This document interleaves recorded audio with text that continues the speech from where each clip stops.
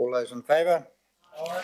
There are no petitions, and we're moving to public input. And first, we'll welcome up as Liam Venter from the Auckland Motorcycle Club regarding the timing and application for financial support to build a replacement bucket motorcycle race track at Collindale Park. Welcome, Liam.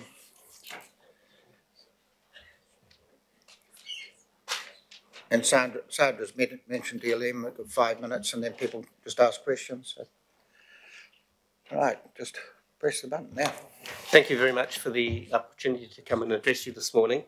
My name's Liam Venter. I'm the spokesman for the Auckland Motorcycle Club on this issue. I'm also been asked to represent the Auckland University and the Mount Wellington Roller Sports Club at this meeting. We're a 268 member club. We've been racing buckets in Auckland at the Mount Wellington track for over 30 years now. I'm here because we need you guys to make a decision to let us do our sport again in Auckland. We haven't been able to race since October last year when the Mount Wellington track was closed. Bucket racing, what is it? Bucket racing, the name is sort of a name carried over from the old days. But basically it's motorcycle racing on kart tracks. It's a worldwide phenomenon. It's a grassroots of our sport. It's where we train up-and-coming motorcycle riders and mentor them in a safe environment. We teach them how to ride. We teach them the racecraft. It's a development class and it's vital to the ongoing activities of motorcycle racing in New Zealand. Last club championships, I think just everybody who stood on the podium had been through bucket racing as the training ground. It's where we teach kids fair play. We teach them how sportsmanship, and it's an opportunity for older guys like me to mentor young guys in the sport and mentor them in life outside of racing. It's also a place where we teach engineering, or where we learn and hone and practice our engineering skills. The bikes are, many of them are hand-built specials. We weld up our own frames, we design the bikes, we build our own engines, we modify every part of the bikes and everything else. So intensive engineering. And there are around about, I counted up, there are just made a list of 48 engineering companies in Auckland that their core business is motorsports. It's a $150 million revenue stream to Auckland each year. I mentioned it to John Duncan. He said, don't bring that up. He says it's of no value to the council because you collect none of that revenue. But it's a key part of the of the Auckland economy. It's like holding an America's Cup or a mini America's Cup every single year. Our current situation is our racing finished in October. We closed the track. Our club runs the Auckland Championships. We also run the National Championships. The North Island Championships, and now our championships are now in doubt without a venue to race. We're like a swimming club without a swimming pool. Luckily for us, luckily the solution is fairly simple to spot.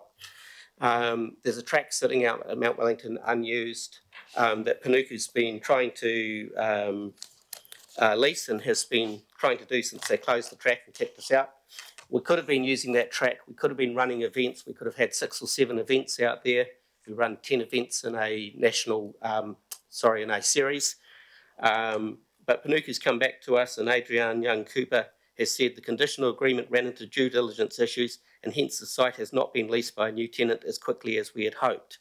They were trying to do a lease agreement out there, and over Christmas, I was getting phone calls from the company involved saying, hey, we're not interested, we're not going ahead there. I was also getting phone calls from the council saying, give us another week, give us another week, give us another week, we'll sort something out.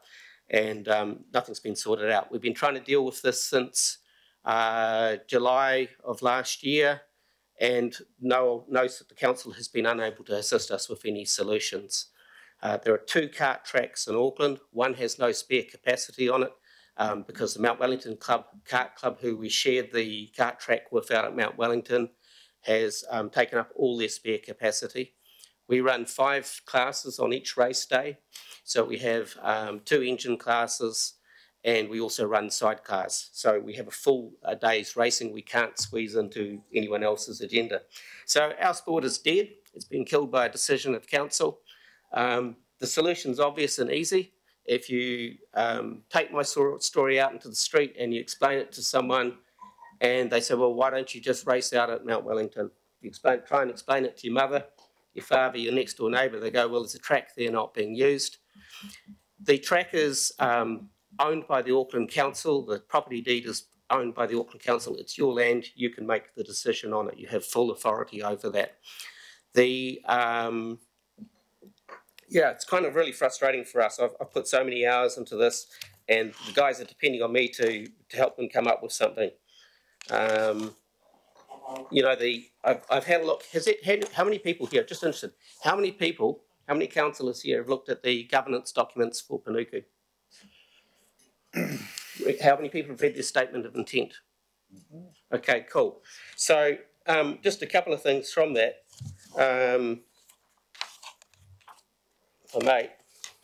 Because it seems to directly speak to, they seem to have a mandate to support our activities, and yet they're not doing that. First of all, the Auckland Council appoints all the is the sole shareholder and appoints half of the directors to it. It says here the accountability. The public holds, as this is the from the governance manual, accountability. The public hold the council accountable for the actions of its CCOs. CCOs will make decisions that are aligned with shareholder expectations and the council's plans and policies. All members of the council group will encourage a culture of service, excellence and accountability. Liam, I've let you go over by a minute, so we need to wipe. Are we on time? Yep. We're going to let Liam wrap up, and that'll be it. Sure, okay. From this statement of intent, it says partnering with community facilities to deliver accessible community facilities. That sounds like us. Panuku development projects will deliver both financial and strategic outcomes from its activities. This means that in certain contexts, such as transformed locations, finance value is traded to achieve social, environmental, economic development or cultural outcomes. That kind of sounds like us. Liam, I think we do know the statements. Okay.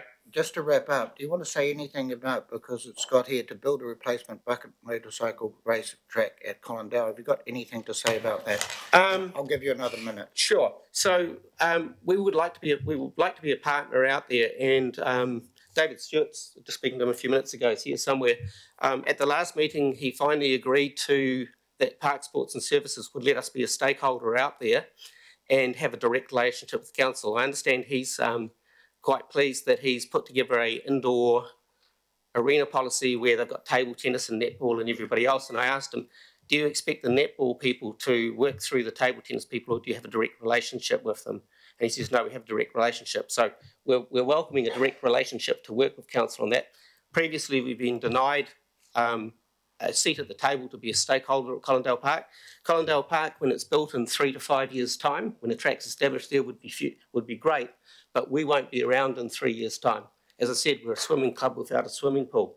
We can't maintain a membership, we can't maintain our finances, etc., without somewhere to do our sport. So Colindale is a pipe dream for us if we can get between here and there. It'll be a fantastic venue if we're a stakeholder in it, if we're there to contribute to it.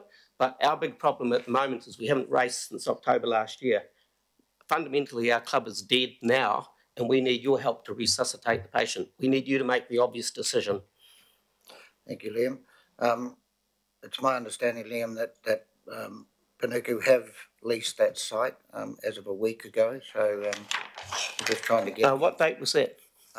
We're just trying to get confirmation because we thought someone... Okay, I've got confirmation from the 9th here, if you like. Yeah, no, I'm just passing that on to you. Right, we have Councillor Newman, Councillor Wayne Walker and Councillor Watson. Councillor Newman.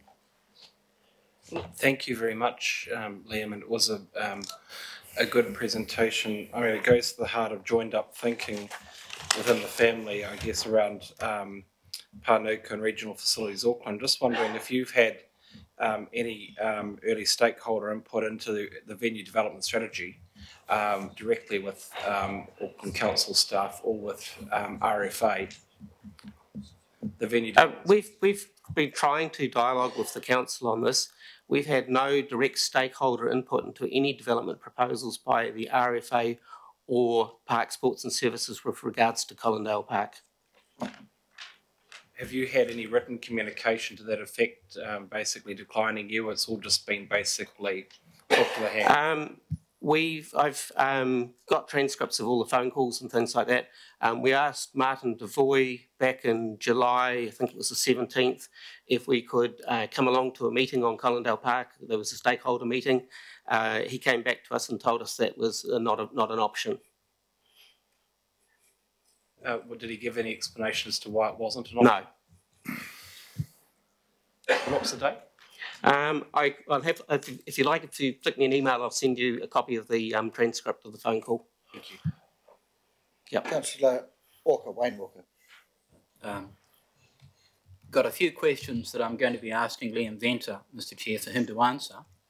The first question is, I just want you to confirm that the venue, that's the bucket racing facility at Mount Wellington, is there and it could be used at a moment's notice. Yes, we could hold a practice event there this weekend. Okay, fine. Second question is, are you familiar with any motorsport plan that council or any part of council might have that is informing council's decisions around motorsport generally? We're sort of taken an interest in what's happening. I mean, the whole motorsport community has taken an interest. We're part of a fairly large community. I'm fairly embedded in it. I run a motorsport company. We're taking a lot of interest in, just in general in what's happening with Speedway, Waikaraka Park, and so on and so forth. The motorsport community of Auckland is not happy with the council, obviously. My understanding is there is no motorsport strategy. And the last question I've got is just around the information that might have informed the decision that Panuku or council, or obviously parks, have made. Has there been any economic analysis of your activity, and for that matter motorsport generally? Any business cases prepared? Any market research done around the shift to Collindale Park? We did a little bit of analysis. So there's a list here of 48 companies that are directly involved in, as their core business, motorsport in Auckland. These businesses on average do have around about $3 million turnover each. It's about $150 million worth of business to the Auckland region. I understand that you've done that. My question is around whether you're familiar with anything that council has done. No. Okay, that's all I need to know. Thank you very much, Mr. Chair. Councillor Watson. Mr. Chair, thank you, Liam. A very good presentation. Just in terms of a solution, and you referred to the obvious solution that could conceivably be used by council. As I understand it, the Rosebank Road option is hopeful, to say the least, that they'll be dependent on planning application and variation, and that rather kind of tortuous process with an uncertain end. As far as the Panuku component here, and as I understand it, and tell me if I'm being over dramatic, your sport is gone. Right. If a solution is not found, it's like asking a schoolboy rugby to survive for 3 years without any games, and then suddenly it's going to be resurrected. So could you just please spell out to us in a little more detail exactly what you see this solution as to save your code from disappearing from Auckland? Our sport's conducted on kart tracks worldwide. That's the grassroots of motorcycle racing. It's a safe place to bring kids into it. There are 2 kart tracks in Auckland. One is in Rosebank Road. One is sitting unused at Mount Wellington at the moment. The one at Rosebank Road is at full capacity. It's only allowed to run, the Auckland plan says it can only run 17 days a year. We can't squeeze into one of their days. It's just not possible. We have each race meeting for us is a full 2 days agenda with 5 classes, as I said. So that's not a possibility. There could be an extension to the Auckland plan, but there's all the issues with that and the residence agreements and everything else. I've just asked Dave Stewart what he thinks the chances are of us being successful in getting extra days here. If he was a gambling man, he said he just can't say. I've asked him about timeframes. He's got no idea. We spoke in September to them and hoped that they would make an approach to the kart people, which I think they did, but nothing eventuated from that out there about, you know, we don't want them to give up their days. They've got 17 days. They're hosting 2 clubs out there already trying to run their own championships, and we don't want to impinge on them. So, you know, I had a meeting with him a few weeks ago that you were at, and nothing's happened from that meeting. He was going to talk to Dave Parker from Active and see if he could get him to see if there was some way the Auckland plan could be changed. We haven't heard from him.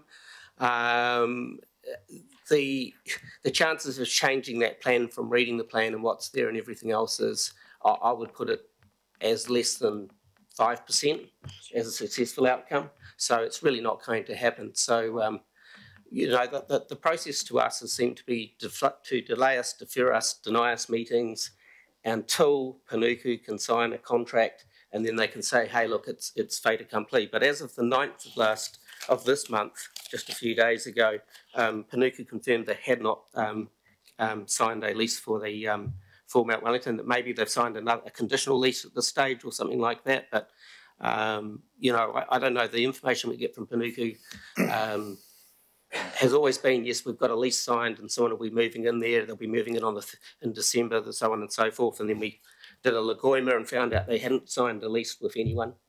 And then we got this letter the other day saying as of the 9th, they hadn't signed a lease. So, you know, the obvious thing is there's a track sitting there, and I guess, you know, it's very frustrating for us. We've been trying to solve this problem since July. It's like failure has been wrested from success. We have a fantastic club, great community. We've got marriage celebrants in the club who've done ceremonies, you know, married other people in the club. We've got whole families racing. You know, we've got mum and dad on a sidecar and dad helping Junior with his bike racing and so on and everything else. It's just a fantastic community, and we're about to, and it's been destroyed. And what are we going to do? What do we do next? What can the council help us with? Do we just stop our chosen sport? We don't play rugby.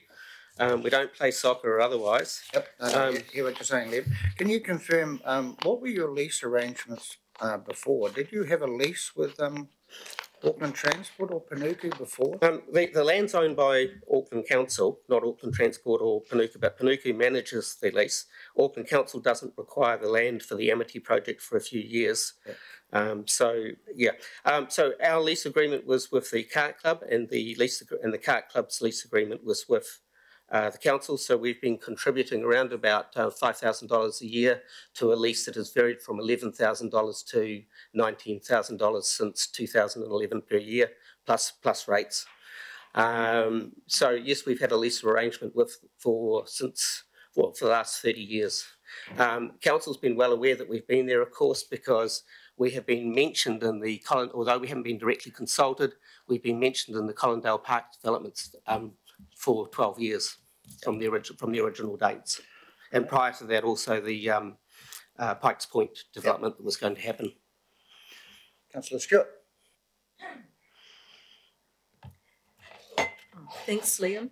Have you had any conversations with any of the elected members, or have you tried to get hold of any of the elected members to get them to try and assist you with this? Because, I mean, yes, it's been 6 to nearly 7 months that you haven't yes. been, so it's been a long time. So who?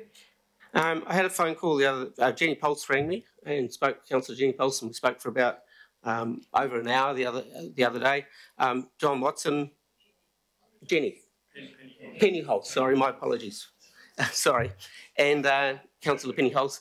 And John Watson's been very helpful in helping me get a meeting with Parks Recreation. It's been incredibly hard. We had been trying to get a meeting with the Mayoral's office, but the response that I got from Phil Goff's office after trying on multiple occasions was that, you know, I'm too busy to meet with you guys. The Mayor cannot, the sheer volume of meeting requests the Mayor receives means he cannot accept your request to meet. The Auckland Motorcycle Club, 268 members, were pretty disappointed in that response. Okay, Councillor Casey.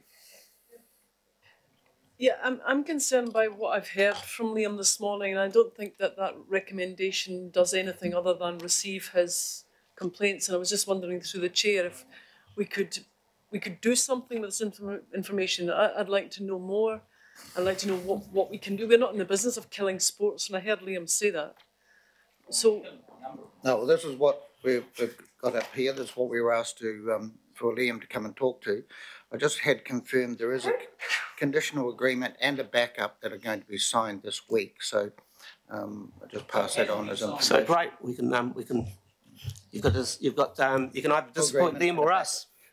So my question through the chair was, is there something else we can do other than just receive the information?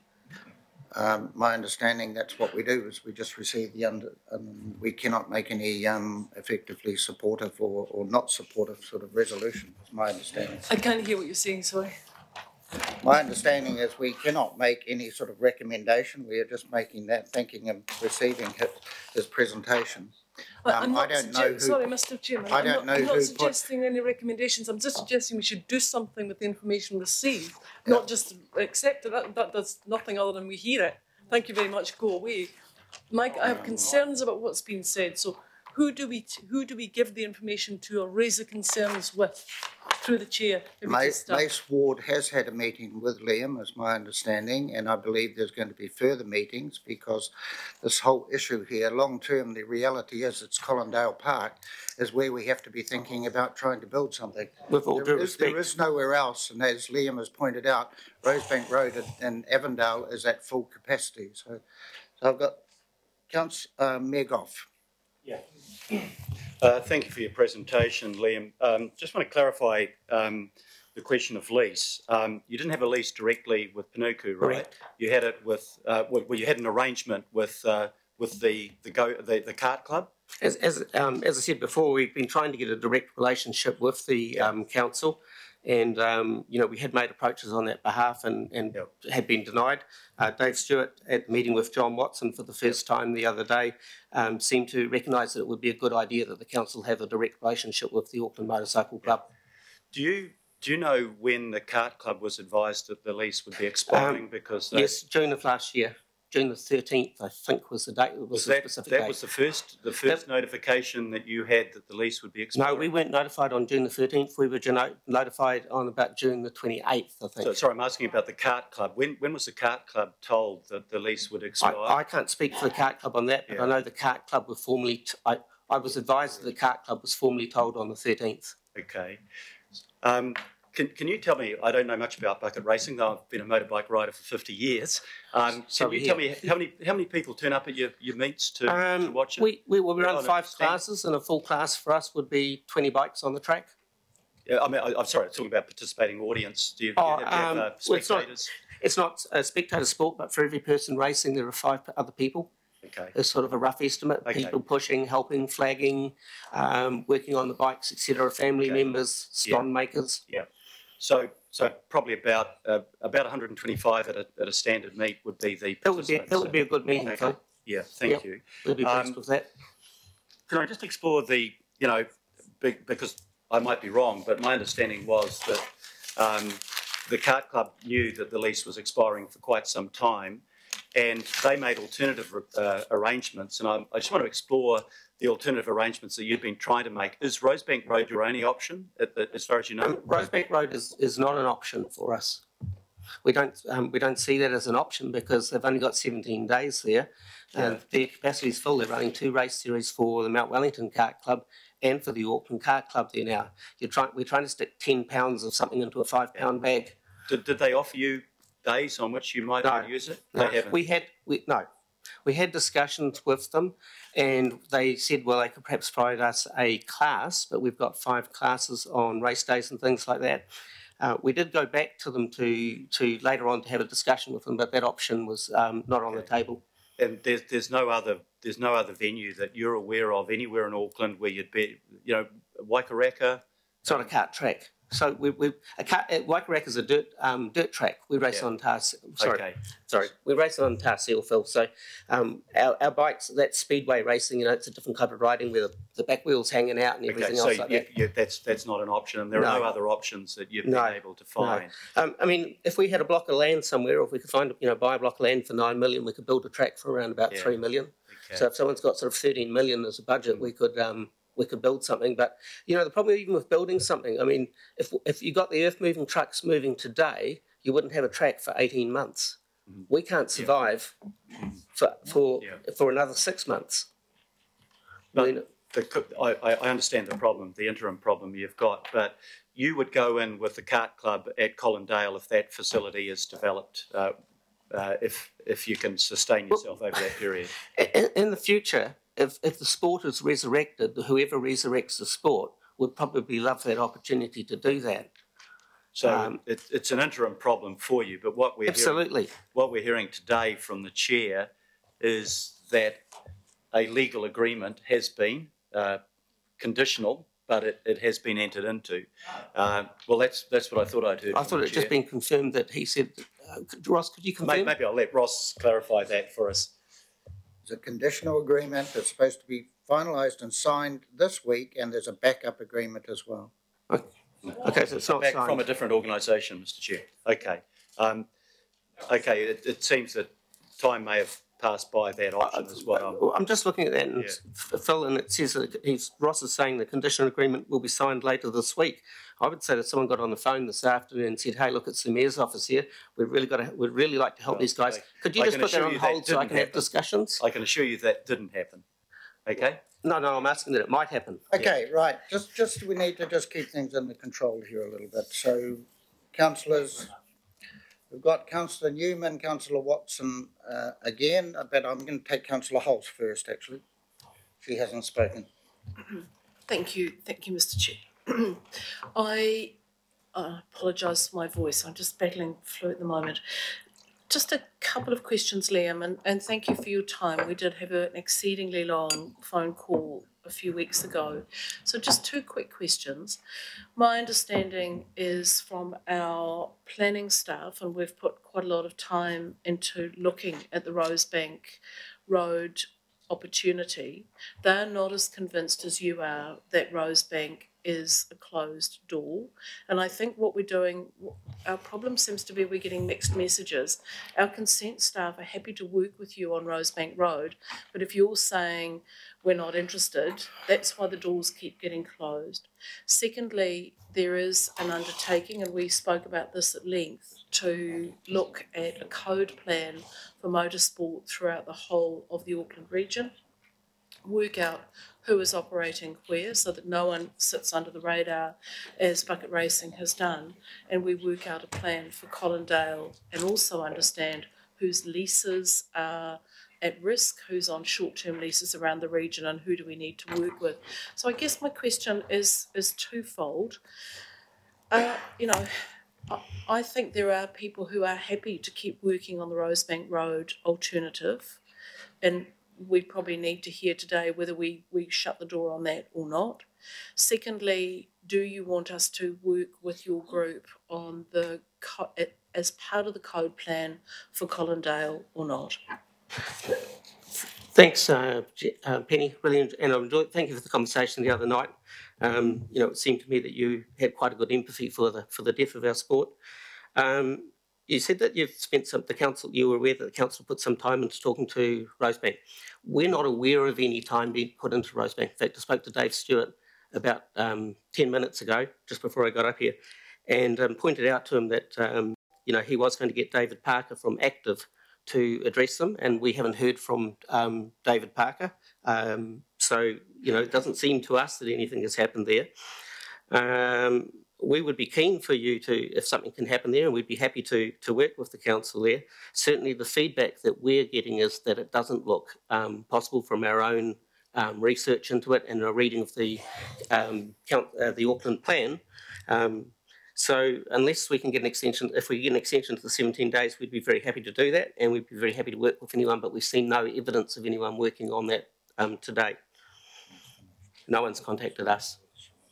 I think, Mr. Chair, probably the most useful thing we can do, and this is certainly, I just want to acknowledge the Mayor's office who were very keen for this work to be done, to see how we could try and resolve this. So when I rang Liam, it was actually to make sure that the Mayor's office was looped into finding a solution. So I think at a practical level, Councillor Casey quite rightly asked, what can we do rather than just promise and think?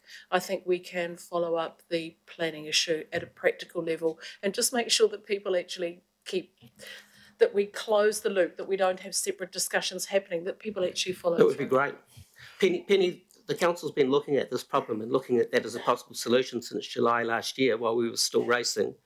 We're now 7-8 months down the track. We're not racing at the moment. I have asked Dave Stewart if the Rosebank Road was possible. Did he have any thoughts on a time plan? None. And we're now 9 months down the road. The council's had a lot of opportunity to work with us to come up with an alternative solution. We've only been able to have 2 meetings in that entire time, although we've requested many more, including the meetings with Phil Goff and everything else. It's been a real struggle for us, and we've got nowhere so far. Our sport is dead at the moment. Thank you, Liam. Thank you, Liam. Councillor Hulse, do you want to just think about whether we want to tack on to this resolution reference back to your committee or for further work, or you're giving me that blank stare? You're giving me that. I think we're overthinking it. I think we just need to say, if we are talking with our planning staff and we do think that there's an opportunity at Rosebank Road, we just need perhaps yourself as chair together with Liam and our planning staff to have that definitive meeting to say this is either a go or a not go, because I think we all think it's a go and no one has either come down on one side or the other. So I think, Mr. Chair, that might be something. I'm happy to support you with that. Yeah. So I'm going to have Councillor Newman and Councillor Watson. Just one thing that we're not going to mention here, that there's considerable financial repercussions here. So just, and we can't bring that out because it's commercially sensitive, but there's fairly substantial financial ramifications. So, Councillor Newman. Yeah. Liam, are you aware that Regional Facilities Auckland didn't renew SPL's lease for Western Springs, but after a petition signed by 30,000 voters within a week, suddenly the lease was extended for a year? You aware of that? Yes. Okay. Right, Chair, are you given your position as chair, Councillor Clow, I mean, would you be comfortable from the chair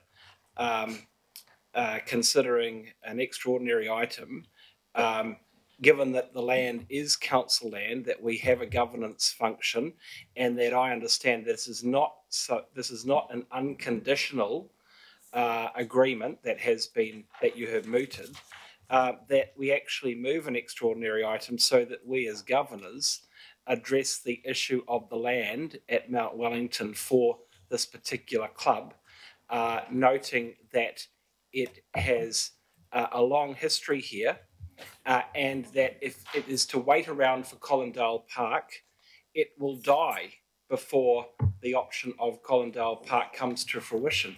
So, Mr. Chair, are you happy to use your prerogative as the chair to consider an extraordinary item on this? No, but we're just adding a little bit onto this resolution here to make sure that we keep this ticking away.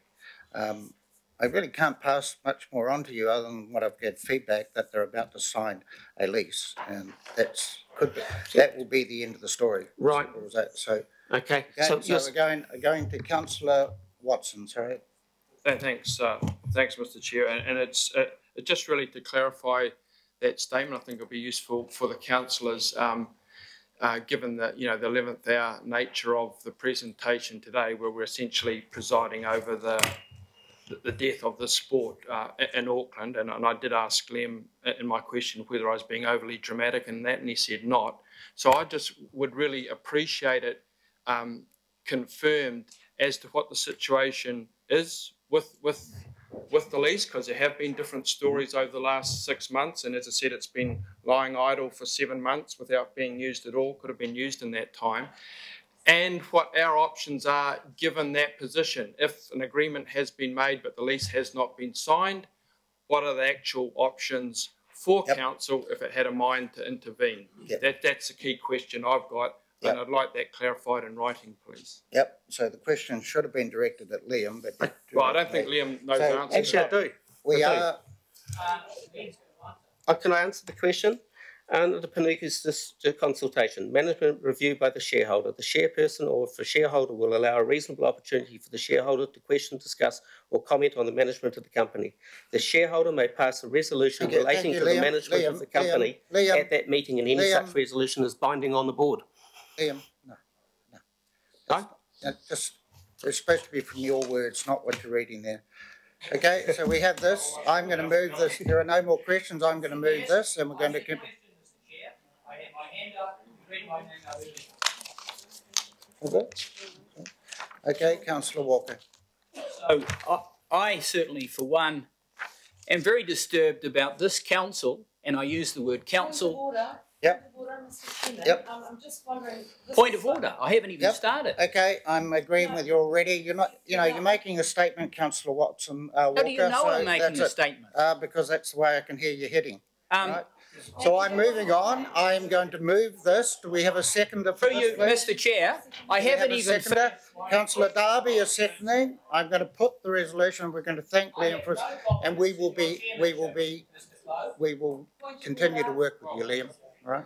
Sorry, just point of order. I'm Put it. Thank you very point much, of order. Ross. Thank you very much. I'm pleased that the council will continue to work with us. I'm very concerned about your words that with the Panuka signing the end with the lease, that you've said it will be the end of the story, and I fear that unfortunately you're correct.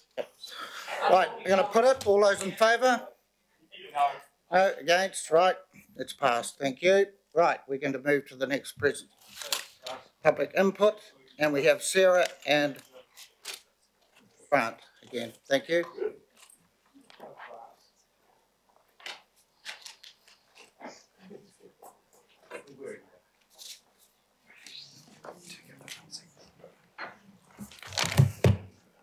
And we have a third person. Imogen Allen. Hey? Imogen Allen. Are you got timing? Yep. Right, Sarah, introduce, where we know Grant, but introduce, please. Kia ora. So I'm Imogen, this is Sarah and Grant. We're here to talk to you today from the Waitemata Low Carbon Network. So we want to talk to you about climate change and reducing Auckland's carbon emissions. We wanted to start by really thanking the committee for this opportunity to provide feedback on council-controlled organisations and the statement of intent. As I said, we're here to talk about Auckland's carbon emissions and how these can be reduced. And to us, the fact that we've been given this opportunity to talk really says that this is something that the committee and council considers important and something that should be on the agenda. And this is also reflected in the fact that council is increasingly showing leadership in response to climate change. Can you just move the bring that forward to yourself? Yep, closer. Is that better? Yep. Thank you. So as I was saying, the importance of this issue to council to us is shown in the increasing leadership that it is showing in response to the climate change catastrophe that's before us. This is reflected in the fact that it is preparing a climate action plan and that recently it committed to ensuring that its climate targets and policies are consistent with a maximum of 1.5 degrees global warming. So council-controlled organisations have a key role to play in supporting Auckland's transition to a low-carbon, climate-resilient city, and these statements of intent really present an opportunity to take action on these commitments that council have made. Morena, council has a legal commitment to be addressing climate change. Section 11 of the Local Government Act says that a core service of local government is to avoid and mitigate natural hazards. And this includes natural hazards arising from climate change. And I think from our last presentation, you'll be aware how at risk we are from climate change. Now, in terms of the statements of intent, this is really where the commitment to 1.5 turns into action. The council can reduce emissions through its own plans and also by ensuring that the CCOs are taking responsibility and are aligning their actions with 1.5 degrees warming as well. Now, Watercare, firstly, we want to note that all the CCOs have included something on climate change in their SOIs, which is an improvement. So we thank them for that. Now, Watercare has taken a really great step with actually putting together a well-thought strategy on climate change. They have a plan. They've looked at where they're vulnerable and where they need to adapt and where they can reduce their emissions. Our first thing that we ask today is that these statements of intent make it clear that all of the CCOs will have a strategy, a clear strategy, by the next time that we're here next year. The second thing we're asking is that these quite vague commitments around climate change and sustainability in these SOIs are turned into concrete, tangible and measurable performance measures. So Auckland Transport has led the way on this year. It seems to us to be the only CCO to have included performance measures, the KPIs, that are relevant to sustainability and climate change. The reason why we put a lot of emphasis on the performance measures is because what is measured influences what is done. So our second message today is that there need to be tangible, clear performance measures around climate change and reducing emissions, and in regards to other sustainability challenges that we face. Very briefly, we'll mention Panuku and transport because we have such limited time. So for Panuku, for Panuku, I really just wanted to pick up on a point that Sarah made, which is about having these performance measures. And in a way, Panuku has already started to lead the way by facilitating the adoption of the Homestar rating system, as well as building New Zealand's first Green Star community. And we think that it can really continue to lead the way by setting these performance measures for sustainable buildings, so it can set the industry standard and hold itself to it. And another key way that this can be done right from the outset is at the procurement stage, is putting these sustainability conditions into contracts. So that will sort of set a standard for the industry where sustainability performance measures become part and parcel of any contract that's entered into. And so it's considered right from the outset.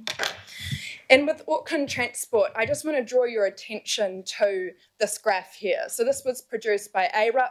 You can see transport, so this is where we're going over the next 30 years. And the light blue is transport. That accounts for about 40% of our emissions in Auckland. Now we need to, this is, that blue wedge is the amount of emissions from transport that we need to be cutting. Now, just to give you an idea of the scale of the challenge ahead of us, we have to cut our emissions in half by 2030 if we're to be consistent with 1.5 degrees, basically. And if you imagine 40% of our emissions from transport, that means electrifying the whole everything, all transport within the city. And we would argue that that would need to be done by close to 2030 because there are other emissions that are going to be much harder on this graph to cut, including industrial emissions. And you can see in the grey area at the bottom that we don't even reach 2050, we don't reach zero because some of these industrial emissions are so hard to address without, say, some miraculous technological advances over this time. So transportation has to be our focus, and we're looking at dramatic cuts. So our two key recommendations around transport is that the statement of intent for Auckland Transport includes a performance measure for total vehicle kilometres travelled over the whole Auckland network. We've committed to 1.5 degrees maximum warming, and to take that seriously, we need to be measuring and reducing overall emissions. And finally, also electric buses. About 220 buses between now and 2025 had to be replaced, and with the current targets in place, those could be diesel buses. So we're asking for a commitment to immediate change to electric buses. That is our conclusion. Thank you. No, I'll just jump in really quickly. So, councillors and Mr. Mayor, you are the people who have to make these decisions. This is not a decision you can put off to future generations. This is a decision you're making here and now. As Sarah said, transportation makes up 40% of emissions. To get rid of that wedge of emissions, you need to be making decisions now to make that zero carbon emissions from our entire transport fleet by 2030. If you are going to meet the commitment that you've made, and we've made really across the planet to keep below 1.5 degrees warming. If we go beyond 1.5 degrees warming, we're into extremely dangerous territory in terms of the effects of climate change.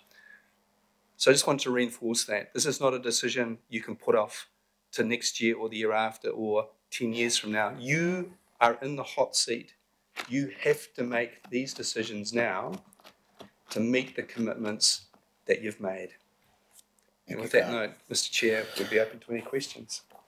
So, councillors, on page 49, clause 13, it's a little reflection in the report written about the statements of intent. So we can, and we have member Hanare, councillors Fletcher and Newman.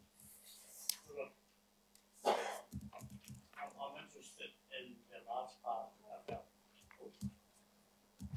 I'm interested in that last part about the electrification of the whole transport system, but in particular the buses. As we move forward, and other countries have shown that they've changed their whole fleet to electric buses. As we move forward, there will obviously be more buses on the road in terms of public transport as our city gets bigger, blah, blah, blah, blah, blah.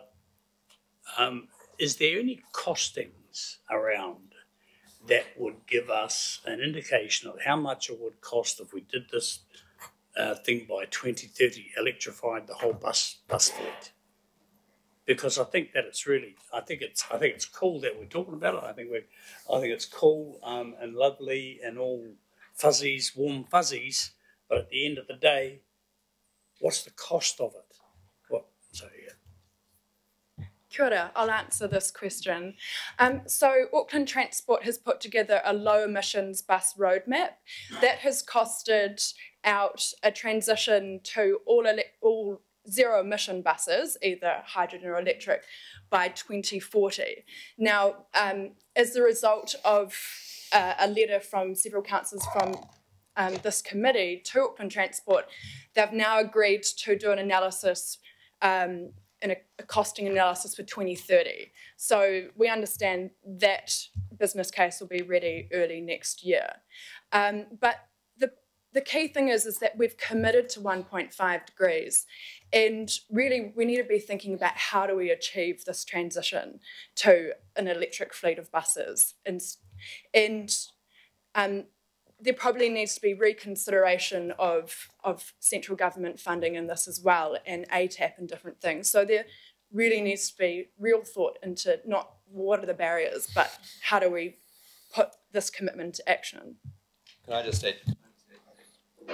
Member Hanare, the question is not so much cost anymore, because if we don't make the decisions to keep global warming to 1.5, we essentially put the cost of that onto our grandchildren or our children.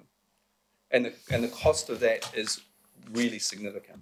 Okay. So what we're saying is thank you for that, and for patronising my question.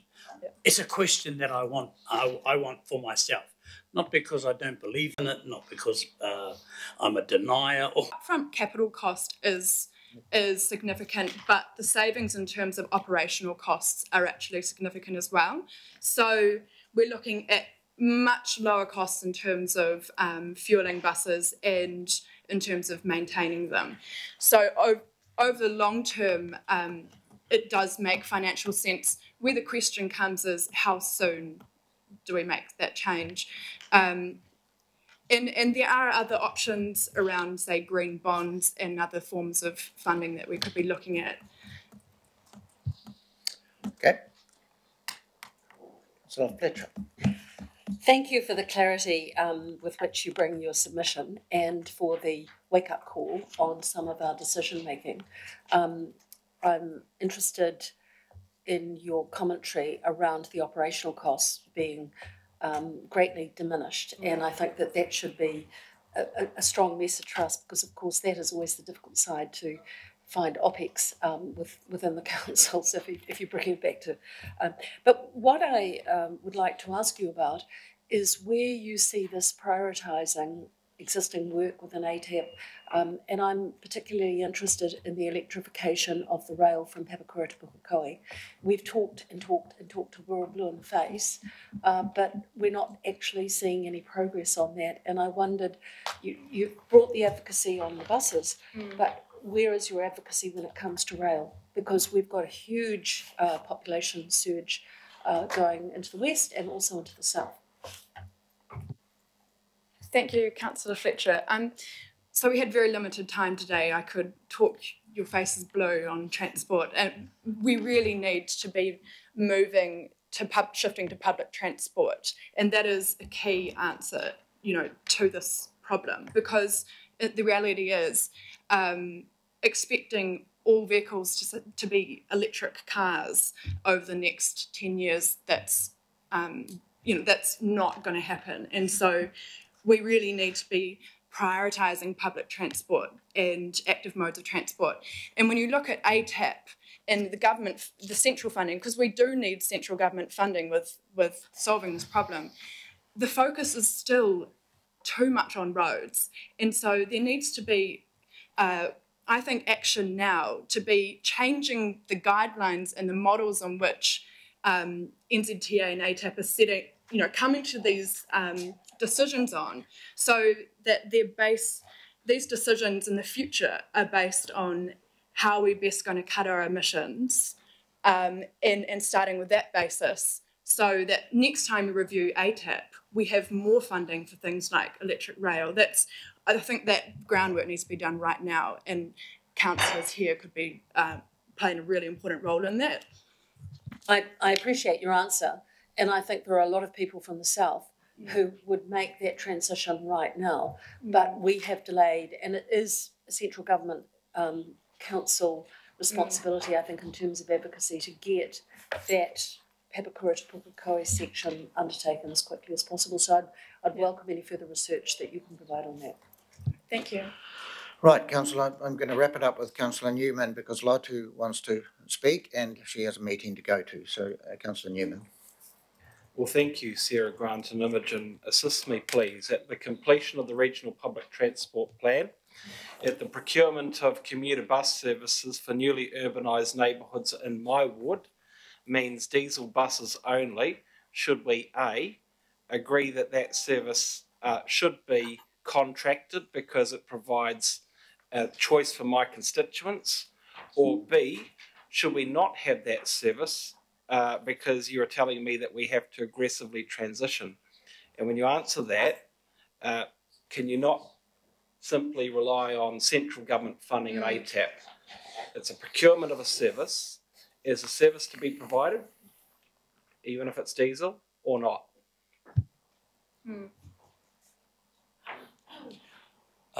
Councillor, we've got to be making some really hard decisions here, and in terms of climate change and the commitments we've made, we have to go to electric. There's really no other choice, and whatever decisions we've made based on diesel, we have to transition away from those, and we have to transition away from those very quickly to meet the commitments that we've made. Can I also add, sorry, Councillor Newman, I understand your question. Basically, do we try and enlarge the bus fleet and have emissions reductions that way, and also ensure that your constituency has a quality service, and that you're worried there could be an opportunity cost in terms of funding if we're putting money into electric buses? Is that correct? Well, I'm wanting you to tell me, if there's no fleet available to deliver the service that you aspire to right now for a community that doesn't have the service, should we stop having that service altogether until such time as the fleet is available? No, that wouldn't be my answer. So it's diesel in the interim? So there needs to be a transition, and we're looking at an 11-year transition. And in the meantime, what I would argue is that at the very least, we need to commit to only buying electric buses from now on. So we continue using the diesel fleet and make every new bus that we procure an electric one. And then we need to, I can't give you an answer right here. There needs to be some serious consideration. Auckland Transport is putting together a business plan for how they achieve 2030. So I guess my suggestion would be that we work together with Auckland Transport on that plan to ensure that your constituency is getting quality service and we're able to move forward with the buses. And there could be reallocation of funding within council and Auckland Transport funding that could support that. Allocation from where within Auckland Transport? I have to say I'm not an absolute guru on this. I also have a day job and I don't spend all my time reading these documents. So I can't provide clear answers on that. That could be something to ask Shane Ellison or someone else in Auckland Transport. But I would appreciate your support and advocacy on this matter. Thank you. Councillor Newman, will you move the vote of thanks? No, you don't sound very enthusiastic. Okay, do we have okay, Councillor Holst will move and Councillor Hills will second. And thank you, Grant and Sarah and Imogen. And I'll put that. All those in favour? Aye. Against? Thank you. Thank you for coming again. Thank you.